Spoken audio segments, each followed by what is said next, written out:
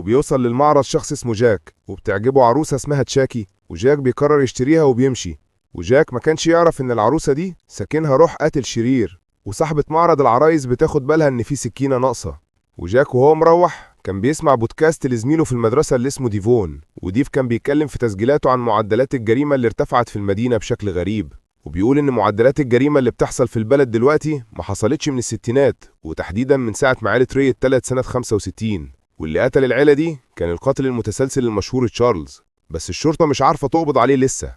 وبعدها جاك بيروح بيته وبيخش اوضته اللي بتبقى مليانة عرايس، وجاك كان بيصنع تمثال من العرايس، وكان مقرر انه هيكسر راس تشاكي وهيحطها على راس التمثال.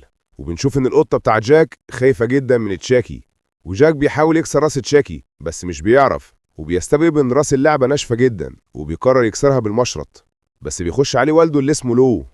واللعبة تشاكي بتتكلم زي اي لعبة، وبتقول جملة واحدة بس، وبتقول انا اسمي تشاكي يلا نلعب.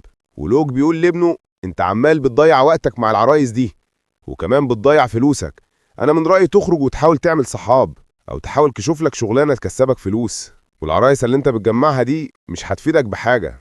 فجاك قاسله بس انا امي برضو كانت بتحب تجمع العرايس. فلوك بيقول له امك الله يرحمها كانت معتبرة الموضوع هواية. وجاك بيتضايق لما بيفتكر امه اللي ماتت وبيقتل شوية بكلام والده. ولوك بيقول له عمك وعيلته معزومين عندنا على العشاء الليلة دي. وجاك بيتضايق لانه مش بيحبهم وبيحط تشاكي على كرسي وبيمشي، وبنشوف ان تشاكي بيحرك عينه ناحية القطة. وبالليل بيوصل عم جاك وعيلته وبيقعدوا كلهم ياكلوا، وبنعرف من كلامهم ان لوك شخص فقير حبتين، لكن اخوه اللي اسمه لوجان كان شخص غني وعنده شركات.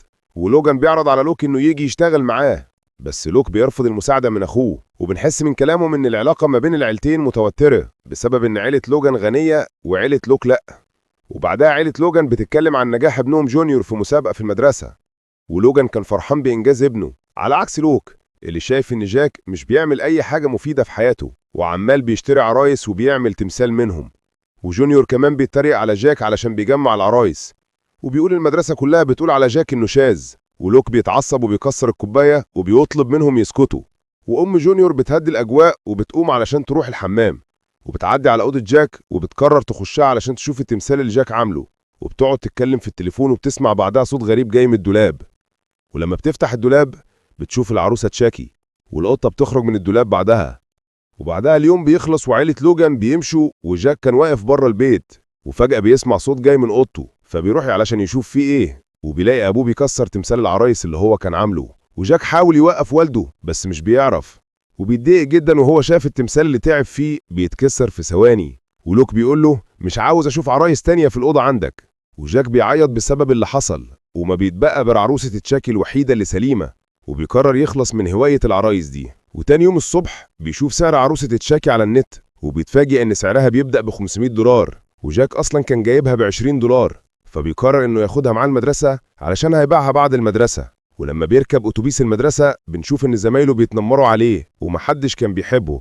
ولما بيوصل المدرسة بيقابل جونيور ابن عمه وصاحبته ليكسي، وهما الاتنين بيتريقوا على جاك علشان جاي المدرسة بعروسة لعبة. فجاك قاسله انا بس هبيعها بعد ما اخلص مدرسة. فليكسي بتتريق عليه اكتر لانه فقير وبيبيع حاجته، وبتصور هو والعروسة وبتقول له انا هنزل صورتك على جروب المدرسة علشان الم لك تبرعات. وجاك كان شخص غلبان جدا ومش عارف يرد عليهم. وبعدها جاك بيروح حصة عن التشريح وكان واخد معاه تشاكي، والمدرسة بتطلب من الطلاب يشرحوا الضفدعة اللي قدامهم. وجاك ما كانش حابب يشرح الضفدعة لانه بيخاف من الدم ومش بيقدر غير انه يفتح جزء صغير من بطن الضفدعة، وبيضير وشه وبيرجع بسبب الدم. بس لما بيرجع بيلاقي الضفدعة متشرحة بشكل غريب وبيستغرب ازاي ده حصل. وبعدها كل الطلاب في الحصة بتجي لهم رسالة على تليفوناتهم، وبتكون الرسالة من ليكسي، وبتبقى باعتة ليهم صورة جاك والعروسة، وبتقول لهم احنا لازم نلم تبرعات لجاك المسكين. والمدرسة بتشوف الرسالة ومش بيعجبها الموقف ده، وجاك بيتضايق جدا وبيطلب من المدرسة تخلي العروسة معاه لآخر اليوم الدراسي علشان محدش يضايقه. وبعد ما الحصة بتخلص المدرسة بتتكلم مع ليكسي لوحدهم وبتطلب منها تمسح الصورة بتاعت جاك وتبطل تتنمر عليه. بس ليكسي بتقول له وقاحة، بتقول لها انا بلم فلوس لجاك الفقير. فالمدرسة بتقول لها انا هجيب لك مديرة المدرسة تتكلم معاكي بنفسها. والمدرسة بتخرج من الفصل وبتبقى سايبة تشاكي، وفجأة تشاكي بيتحرك وبيضحك، وليكسي بتتخض ومش بتبقى عارفة الصوت ده جاي منين، وبتتصدم لما بتلاقي تشاكي واقف قدام الباب وبيتقدم ناحيتها. بس المديرة والمدرسة بيوصلوا فتشاكي بيتوقف عن الحركة، وهيلكس من الخض اللي هي فيها بتتأسف للمدرسة وبتقول لها أنا همسح صورة جاك، وبتمشي بعدها. والمدرسة بتحط تشاكي في خزنة في المكتب بتاعها، بينما جاك كان قاعد بيسمع تسجيلات ديفون. وديفون ده أصلا كان زميله في المدرسة، وديفون بيجي يقعد معاه وهما الاتنين بيقربوا من بعض وبيبدأوا يبقوا أصحاب. وبالليل جاك بيبقى عارض تشاكي على النت للبيع، وفي شخص مجهول بيتصل بيه علشان يسأله عن العروسة. بس الغريب إن الشخص ده بيسأل جاك وبيقول له هي العروسة دي اسمها تشاكي؟ فجاك قال له فالشخص ده بيقول لجاك انت لازم تتخلص من العروسة دي في أسرع وقت، ولو مش مصدقني روح اتأكد إذا كان فيها حجارة ولا لأ. وجاك بيستغرب جدا من كلامه. وتاني يوم الصبح جاك بيقابل والده، ولوك بيقول له أنا مش طلبت منك تتخلص من كل العرايس، أمال ده لقيته في الحمام ليه؟ وهنا جاك بيتصدم لأن تشاكي المفروض إنه مع المدرسة، وبياخدوا تشاكي على جنب وبيشوف إذا كان في حجارة ولا لأ، وللمفاجأة بيطلع إنه مفهوش حجارة. فجاك بيخاف من تشاكي تماما ويرميه في الزبالة، وهو كان مفكر إنه بالطريقة دي تخلص منه، وما كانش يعرف إن دي البداية. وبعد كده جاك بيحضر حفلة معمولة في المدرسة، وليكسي بتطلع على المسرح علشان تقدم فرقتها الموسيقية، وبتستغل الفرصة وبتتنمر على جاك قدام الناس وبتقول عليه فاشل وفقير وشاذ. وفجأة في صوت بيطلع من وسط الحضور وبيكلم ليكسي، والصوت بيكلم ليكسي وبيقول لها وقفي تنمر على جاك. وهنا جاك بيلف وراه وبيلاقي تشاكي قاعد في الكرسي اللي وراه، وبيطلع ان هو اللي كان بيتكلم. وتشاكي بيقول لجاك خدني واطلع على المسرح علشان احسن صورتك قدام الناس. وجاك بيسمع كلامه ويطلع على المسرح، وتشاكي بيتكلم في المايك وبيقول انا تشاكي صاحب جاك. والناس بتضحك وبتبقى مفكره ان ده عرض جاك اللي عامله. وتشاكي بيطلع تليفون ليكسي وبيقول انا قلبت في الصور وعرفت ان ليكسي بتخون جونيور، واكتشفت انها بتخش على مواقع اباحيه. وليكسي بتتعصب وبتاخد تليفونها وبتمشي. وتشاكي بيكمل كلامه وبيشتم كل الحضور. ففي مدرسه بتدخل وبتمشي جاك، وجاك بيرجع بعدها البيت، ولوك بيقول له المدرسه اتصلت بيا وحكوا لي اللي انت عملته على المسرح، والمدرسه رفضتك لمده اسبوع بسبب كده. ولوك بيتعصب عليه وبيقول له انت ليه غريب الاطوار والناس دايما بتضحك عليك. وبعدها بيضربه في وشه وبياخد منه تشاكي وبيأمره يروح اوضته، وبيشتمه. جاك بيقول له انا بكرهك. ولما لوك بيرجع يقعد على كرسيه بيلاقي مشروبه خلص، وبعدها الكهرباء بتقطع، فبينزل البدروم علشان يصلح الكهرباء، ولكنه بيتفاجئ بتشاكي وتشاكي بيرش عليه مشروبه اللي شربه. ولوك كان واقف حافي على السلوك فبيتكهرب ويموت. وتشاكي بيبقى قتل لوك علشان كان عامل جاك وحش. وجاك بينزل البدروم وبيشوف ابوه هو بيتكهرب ويموت. والشرطه بعدها بتوصل علشان تحقق في اللي حصل، وبيوصل عم جاك علشان ياخده معاه لبيته. وامه جونيور اللي اسمها بيري بتوصل جاك لاوضته الجديده. وجونيور ما كانش عاجبه انه جاك هيعيش معاهم في نفس البيت. وبعد كل الامور الغريبه اللي حصلت جاك بيقول لتشاكي يتكلم والا هكسرك. فتشاكي ضربه بقلم، وبعدها بيتحرك وبيقول له ازيك يا بائس.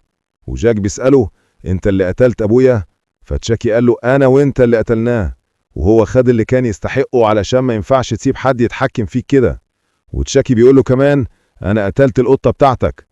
وجاك بيفهم ان تشاكي هو القاتل تشارلز، القاتل المتسلسل المشهور. وتشاكي بيطلع سكينه من جيبه وبيقول له دلوقتي جه دور ليكسي.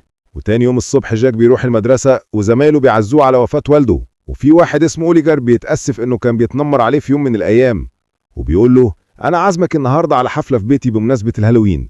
وجاك بيوافق، وبالرغم من المأساة اللي حصلت لجاك بس ليكسي كانت لسه ما بتحبوش وبتتريق عليه وهو واقف مع جونيور. وفي نفس الوقت في بيت عيلة لوجان كانت الشغالة بتنظف البيت، والبيت كان فاضي ومفيش غيرها. وجاك كان سايب تشاكي في البيت، والشغالة بتروح تطلع غسالة الأطباق والسكاكين، وتشاكي بيجي بسرعة من وراه وبيزج الشغالة على السكاكين وبيموت. وجاك وجونيور بعدها بيرجعوا البيت وبيشوفوا اللي حصل للشغالة، والشرطة بتوصل بعدها علشان تحقق في اللي حصل. والمحققين كانوا مستغربين من الطريقة اللي ماتت بيها الشغالة، وبيعتقدوا انها مش مجرد حادثة، خصوصا انها تاني حادثة غريبة تحصل في المدينة في اقل من اسبوع. والمحققين يقصدوا حادثة وفاة لوك. والمحققة ايفنز كانت مستغربة لانها راجعت كاميرات المراقبة اللي عند باب الفيلا، ومحدش دخل الفيلا قبل جاك وجونيور. والتحقيق بينتهي لان مفيش اي ادلة. وجاك بيروح يتكلم مع تشاكي وبيسأله انت اللي قتلت الشغالة؟ فتشاكي بيقول له لا مش انا، مفيش اصلا سبب علشان اقتلها، انا بقتل بس الناس اللي تستحق تموت. وبالليل بيري كانت خايفة من جاك، وخصوصا ان ابوه كان عنيف جدا معاه، فبتبقى خايفة ان بسبب العنف اللي كان بيتعرض ليه جاك من والده انه يطلع مجرم وقاتل. بس لوك مش بيبقى متفق معاها، وبيقول لها لوك ما كانش بالعنف اللي انت متخيلاه ده مع ابنه. وجونيور وجاك بيكونوا سامعين، وجاك بيتضايق لما يسمع الكلام ده وبيخش الحمام. وجونيور بيخش الأوضة جاك وبيفتح اللابتوب بتاعه، وبيتفاجئ ان جاك كان فاتح صور ليكسي وبيبقى غيران عليها وبيقول له مالك دعوة بيها. وجاك أصلا كان متفاجئ زيه لأنه ما كانش فاتح صورها وبيشك إن تشاكي هو اللي عمل كده.